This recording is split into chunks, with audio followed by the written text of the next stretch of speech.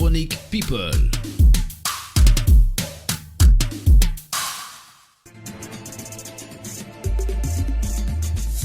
Équipe matinale et bienvenue dans votre revue de presse People. Et tout de suite on démarre avec la star de la musique américaine, Jennifer Lopez. Ouais, elle a lancé un message lors de sa prestation à la finale de l'édition 2020 du Super Bowl.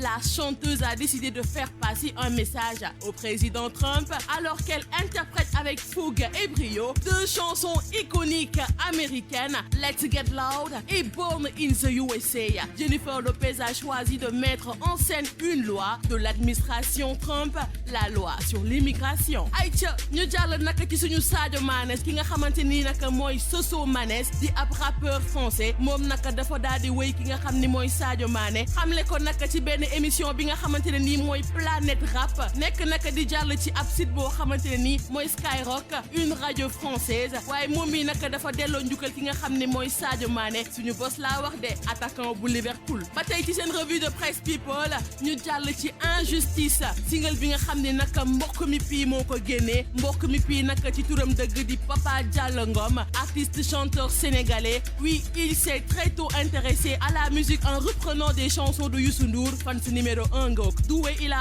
entamé sa carrière en 1995 en faisant partie des groupes de rap comme The Police, Katandi de Lascar Urbam, Bokk Mën Mën de Thiaroye Mer et tant d'autres groupes de la banlieue. En 2000, il décide de faire carrière solo après un passage à l'Orchestre National du Sénégal comme technicien preneur de son. En 2004, Mbok Mipi a participé à une compilation internationale du producteur français Philippe Morgan avec des groupes comme Noni Non, Rescapé et d'autres. Gannaaw naka ba mu amee ab absence bu yàgg naka ci musique sénégalaise bi moom mii naka dafa signé ab retouram ci atum 2018 daal di naka def ñaari single yoo xamante ne nii benn bi ñu ngi koy wax Góor Moom beneen ba naka Soppe. L'année passée, il a sorti son premier album intitulé La Voix des Sans Voix. Son bangok justice lañ koy wax. Amul baat lay waxal.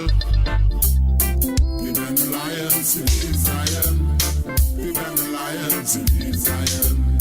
We been the lions in Zion. We been the lions in Zion. Mu nekkoon seen revue de presse People lu bés bi ma leen di jox dig daje suba. Merci Rahma.